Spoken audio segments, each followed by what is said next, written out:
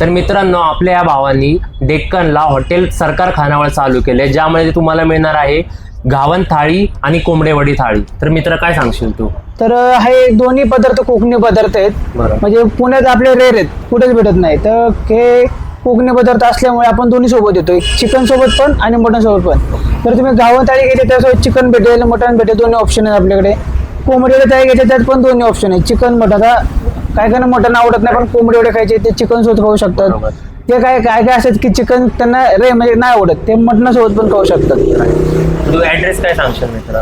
तर डेक्कन जिमखाना, साठे हॉस्पिटल आपल्या शेजारी, साठे हॉस्पिटल, पोस्ट ऑफिस, दोन्ही फेमस जागा आहेत. किंवा डेक्कनची भाजी मंडई सांगितलं तरी समजून जाईल सगळ्यांना. ठीक आहे, आपण